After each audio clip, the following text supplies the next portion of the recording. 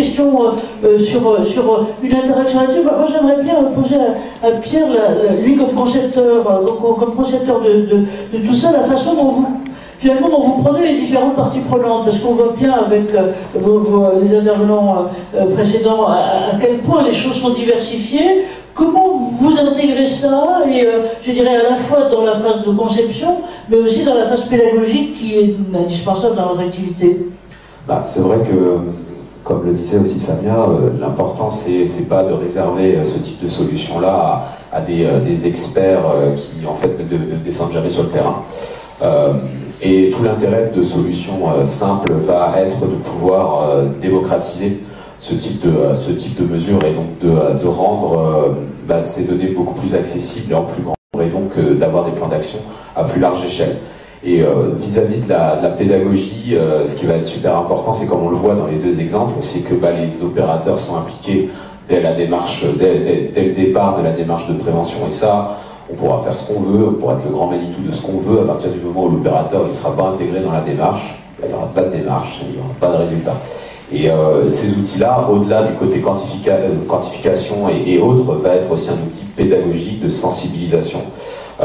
Nous, on aime bien cette notion de pouvoir se confronter à ce propre mouvement. J'ai des clients dans la logistique aussi qui utilisent l'outil pour questionner le mouvement avec les opérateurs, et d'avoir un échange, et que ça construise et ça brise la glace aussi sur les problématiques, et que ça ouvre la discussion avec l'opérateur sur sa propre activité. Et derrière, ça reste des paramètres biomécaniques. Il faut savoir qu'une maladie est multifactorielle, mais ça va permettre aussi d'aller interroger les différents déterminants du risque. Donc en passant par la contrainte biomécanique, ça va être le point d'entrée à l'analyse globale de l'activité, en impliquant l'opérateur. C'est ça qui va être vachement riche.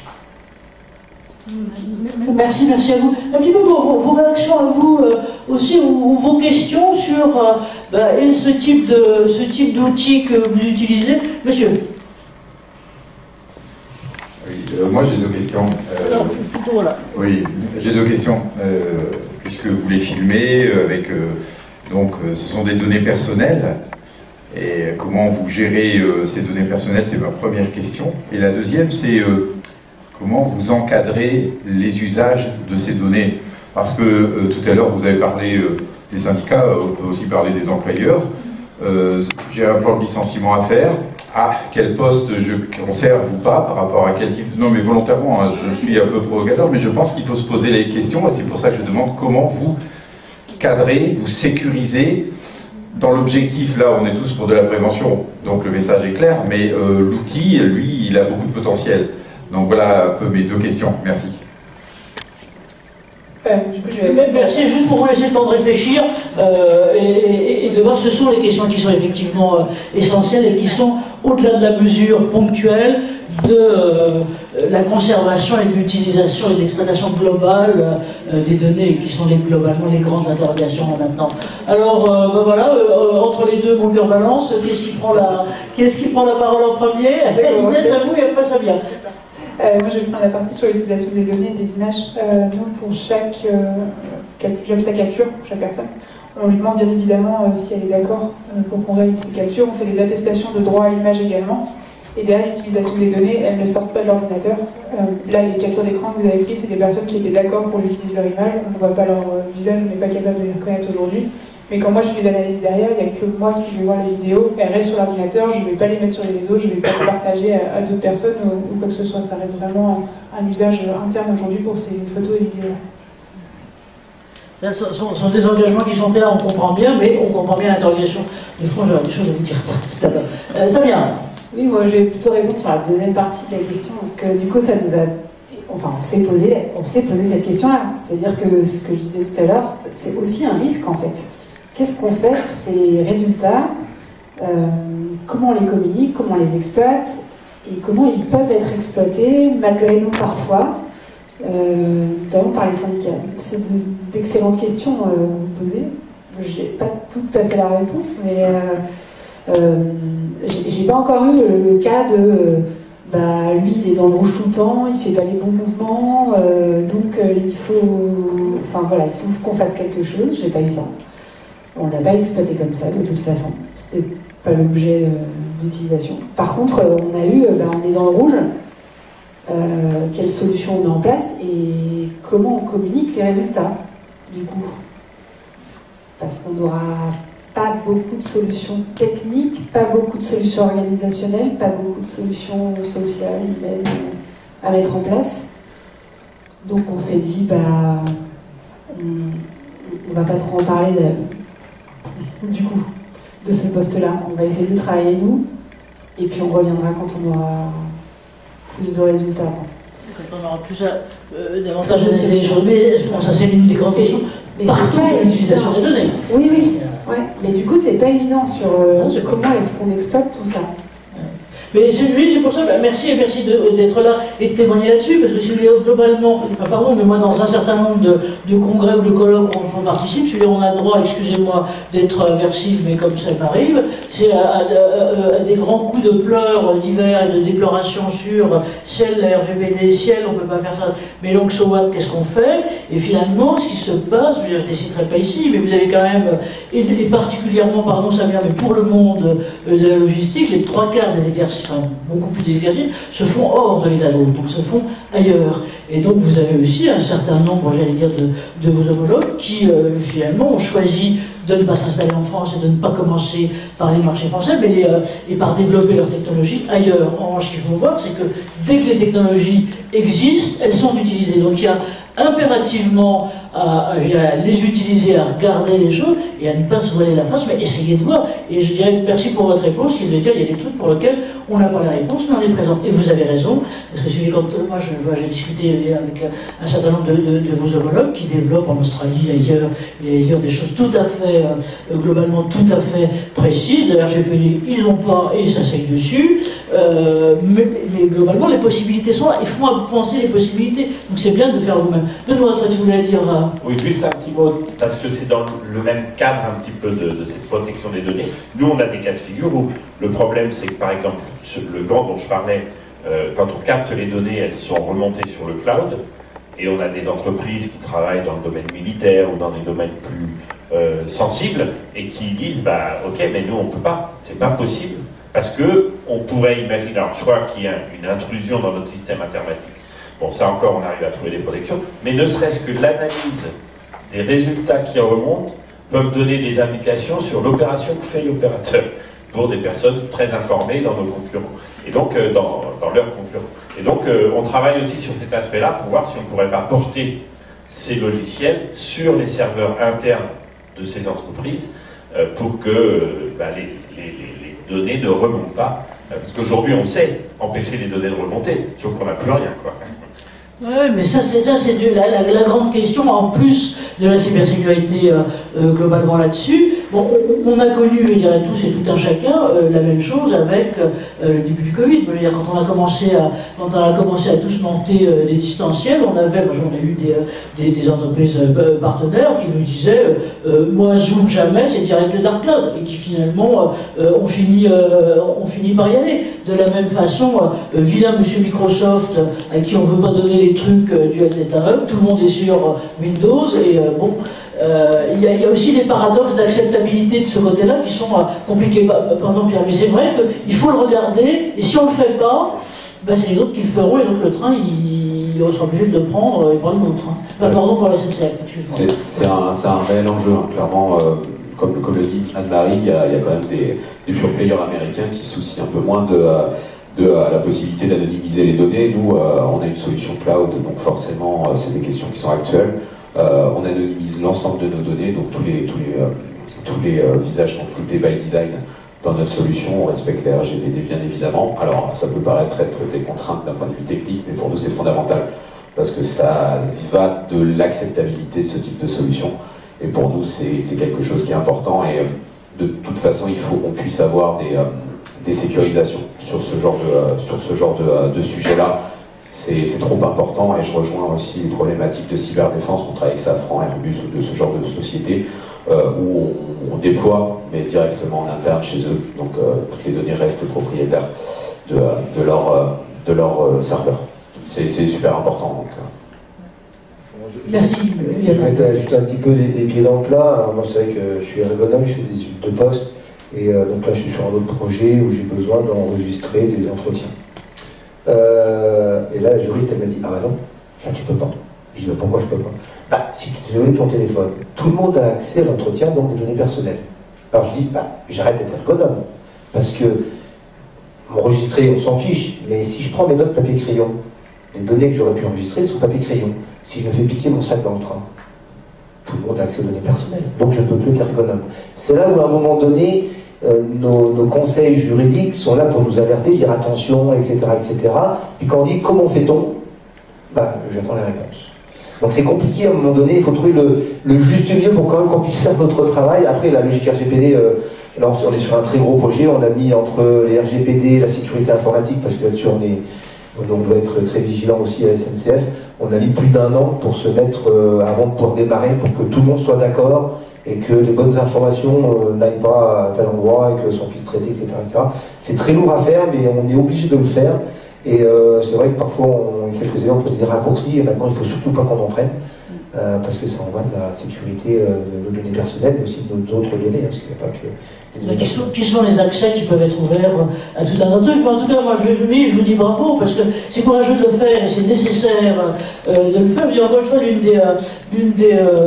vous citais tout à l'heure l'étude de la Pew, hein, qui est une grosse institut d'études américain. Je dirais que nous, on est tous des nains grotesques avec nos petits think tanks minuscules. Eux, c'est 6 milliards de budget, hein, voilà. Et donc, c'est pas financé, j'allais dire, par des industries spécifiquement. Et ils ont choisi justement sur ces questions-là, parce qu'on sait, alors ils n'ont pas je dirais un peu les peurs qu'on peut avoir en Occident là-dessus. Et donc, il y avait vraiment 6 grandes techniques qui peuvent flanquer éventuellement tout à fait la trouille sur lesquels ils interviewent, j'allais dire, le Pékin moyen, hein, l'américain moyen de base, pour savoir s'il connaît de quoi il a peur et autres. On voit, ils auscultent là régulièrement les choses, et notamment, je prendrais ce qui est, par exemple, sur la reconnaissance faciale, qui est aussi un truc qui me fait peur, hein,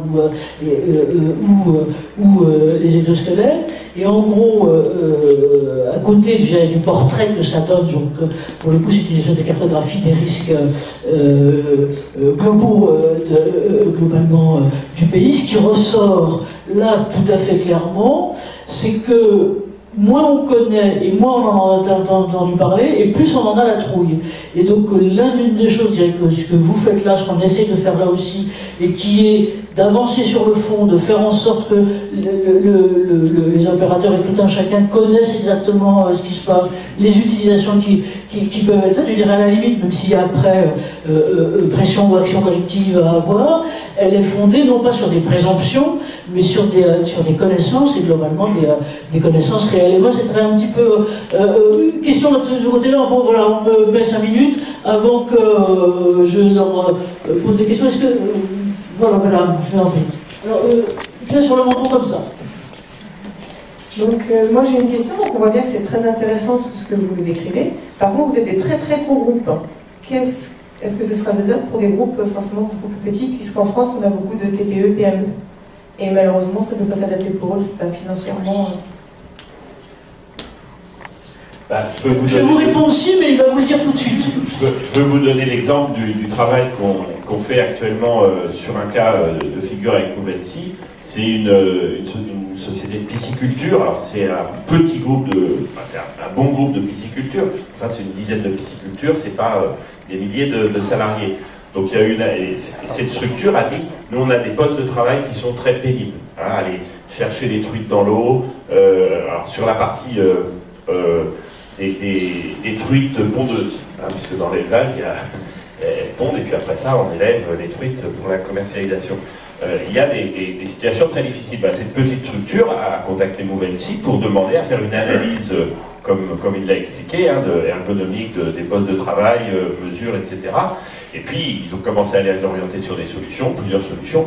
Ils nous ont consulté par rapport à ce problème de gants, parce que pour faire la pompe, pour être clair, quand on élève des esturgeons, les femelles pondeuses, on les tue, parce qu'il faut que tous les grains de caviar, on les récupère au prix du grain de caviar. Quand on fait l'élevage de truites, ce qui nous intéresse, c'est de faire des truites pour les vendre, pour la consommation. Donc, s'il reste quelques œufs dans le ventre de la truite au moment où on les extrait, c'est pas très grave, elle va les pondre dans le bassin. Donc, on tue pas les truites, et on vient presser leur abdomen pour faire sortir les œufs. ce mouvement, il est extrêmement pénible. Hein. Et on a fait cette analyse, et puis derrière, bon, on a des conclusions, on espère qu'ils vont s'équiper avec le produit, bon, c'est une autre histoire, mais c'est pour dire, c'est une petite structure, et puis l'autre aspect, on travaille beaucoup, nous, dans l'agriculture, justement. Nous, cette analyse, on va la prendre, nous on est une petite boîte, hein, enfin, GoBio, on est une petite équipe à l'intérieur d'un groupe de 400 personnes, mais on va faire cette étude sur, par exemple, les éleveurs laitiers, donc les gestes pour faire la traite des vaches, c'est des gestes qui se reproduisent de l'un à l'autre. Et donc, c'est nous qui allons prendre en charge ce travail d'analyse sur le poste de travail dans 2-3 configurations de salles de traite différentes, et avoir les résultats qui vont permettre de dire, voilà, vous avez une salle de traite de ce modèle-là, voilà si c'est intéressant, est-ce que c'est intéressant, est-ce que c'est pas intéressant, on a fait les mesures pour vous, et donc apporter ça à tout le monde de l'artisanat. On va faire la même chose sur les peintres, sur les maçons, on l'a fait sur les plâtriers par exemple. Bon, voilà. Donc il y a plusieurs analyses possibles. Après ça, dans certains cas, il existe aussi des aides qui accompagnent sur les PME et les sociétés de moins de 50 personnes pour aider à faire cette démarche aussi. Ouais, merci Benoît. Mais c'est vrai que c'est la grande différence par rapport à il y a encore peu de temps, hein, il y a encore 4-5 ans où c'était plutôt des grands groupes effectivement qui expérimentaient, et où là maintenant, alors déjà par l'individualisation des choses, les exemples qu'on avait il y a 2-3 jours avec les énosquelettes, avec des sociétés qui étaient presque unipersonnelles, hein, il y avait 2 personnes, il y a le maréchal Ferrand et son aide, voilà, donc on arrive vraiment là maintenant à ça, et avec, alors ils sont toujours, s'il y en a dans la salle je vais me faire taper, mais quelquefois ils sont un tout petit peu lents à la détente, je veux dire les organisations professionnelles, les fédérations professionnelles et autres, mais là maintenant ça va de plus en plus vite, on peut mutualiser des choses de ce côté-là, et c'est d'ailleurs leur job globalement de le faire, moi ce que je vois ils le font de plus en plus, donc là il faut les pousser si je peux me permettre, il y a les pique-bœufs, hein, ils parlent d'élevage, ça c'est pas électronique et tout, mais il y a les pique-bœufs, on peut les faire avancer de ce côté-là. Voilà, je crois que le temps avance, est-ce que quelqu'un souhaite, monsieur, je vous apporte le micro tout de suite. Juste pour vous dire, nous on a fait des analyses ergonomiques avec l'outil via le programme TMS Pro de la CARSAT, donc qui permettent de proposer donc 70% de l'analyse ergonomique en subvention, et c'était une boîte par exemple de charpente de 10 personnes. Donc la technologie ne doit pas être réservée qu'à des grands comptes de par ce biais-là. Et l'idée c'est que nous on peut proposer aussi voilà, une activité de service si l'entreprise n'est pas structurée pour avoir internalisé l'utilisation de ces technologies-là. C'est super important. Juste une petite question, est-ce que parmi vous, vous avez déjà utilisé vos données pour répondre à un dossier de maladie professionnelle? Oui, moi dans mon cas, on l'a utilisé sur un dossier de maladie pour une étude de poste, hein, où la médecine du travail nous demandait combien de temps la personne avait les bras au-dessus des épaules, notamment, et on avait fait la cartographie de ce poste-là. Donc on a pu, grâce à la culture qu'on avait faite, en fait, répondre à ce questionnaire et du coup répondre à la médecine du travail au niveau de son étude de poste. On l'a eu nous plusieurs fois sur des dossiers de retour à l'emploi de personnes post-accident ou pathologiques, avec un travail avec les AGFIP ou avec Cap Emploi. Très bien. Ouais, nous aussi on l'a fait sur du avant-après justement. On a mesuré aussi la situation après avoir corrigé le poste, de façon à prouver aux médecins du travail qu'on avait bien fait évoluer la situation et que la personne pouvait reprendre son poste. Merci à vous. Je crois que là on est en train d'arriver sur le final, mais pendant que vous tenez le micro, finalement Samia, là on va peut-être vous demander chacun avant qu'on vous applaudisse, une phrase un petit peu de conclusion et de vigilance sur voilà, l'utilisation de ces capteurs et la façon aussi dans vos métiers dont c'est important pour demain de continuer, je dis encore une fois, parce que les technos existent, il faut être prudent, il faut les utiliser et peut-être après faire pression pour que ça aille dans le bon sens. Oui. Pour moi, c'est un formidable objet à la fois pour l'ergonome et pour son travail. Enfin, une méthode intéressante et innovante. C'est aussi un formidable outil pour communiquer différemment avec le directeur de site ou en tout cas les décisionnaires. mais c'est aussi un peu risqué. En tout cas, l'utilisation qu'on peut faire de ces résultats peut être aussi complexe. Inès, vous? Je rejoins un petit peu ce que disait Samia, c'est un super outil pour tout ce qui va être au niveau des TMS, etc. Aujourd'hui, pour moi, c'est un outil dont on ne peut pas se passer aujourd'hui pour tout ce qui va être aide au niveau de la prévention des TMS. Les nouvelles technologies, il faut qu'on les inclue de plus en plus dans nos métiers. Même dans notre vie d'aujourd'hui, on les inclut de plus en plus. Donc dans nos métiers, ça va devenir un incontournable également. Et je les rejoins sur la partie faire attention à ce qu'on fait de ces données, qu'elles soient vraiment utilisées à bon escient et que ça aille dans le bon sens au niveau de nos métiers. Merci, Lionel. Benoît, puis on laissera le mot de la fin à Pierre. Oui, moi je dis toujours, ça reste des outils qui doivent s'intégrer dans une démarche. Donc en fait, il faut savoir ce que l'on veut faire, quelle démarche on mettre en œuvre, quel outil on choisit. Et il faut que ça reste dans ce périmètre-là. Je crois que ça, c'est quelque chose qu'il faut rester vigilant. Après, sur les résultats, vous avez raison, ça dépend comment on les présente. Moi, j'ai jamais eu de problème avec ça, parce que j'ai toujours été transparent. Les gens veulent voir les données, il n'y a pas de souci, je vous montre les données traitées, même au niveau des organisations syndicales, mais je joue franc jeu avec eux. Et ça se passe bien. Voilà, il faut vraiment présenter la démarche. Là, c'est du gagnant-gagnant pour tout le monde. TMS, ça coûte cher, l'accident, ça coûte cher. Si on fait tout ce qu'il faut pour que ça aille mieux, c'est parfait pour tout le monde. Non. Moi, je dirais, c'est vraiment des technologies qui arrivent et qui commencent à être de plus en plus matures et de plus en plus simples à utiliser. Donc, soyez curieux, faites de la veille et ne vous dites pas que ça n'est fait que pour les grandes structures. Tout le monde peut bénéficier de ce genre de technologie à plus ou moins court terme. Bien. Et du coup, tu m'as piqué la phrase, donc je sais plus quoi dire. Non, c'est un outil, donc un outil, ça va avec un usage et une démarche. Ça, c'est fondamental. Et là-dessus, nous, on n'est pas un fournisseur de techno, on est aussi un cabinet d'ergo, et donc on vient et on accompagne nos clients dans la mise en place de cette démarche pour que l'usage soit cohérent avec l'objectif de la technologie. Merci à vous tous. Je vous propose qu'on les applaudisse un grand coup. On leur remercie. Parce que le truc aussi, c'est qu'avec les technologies,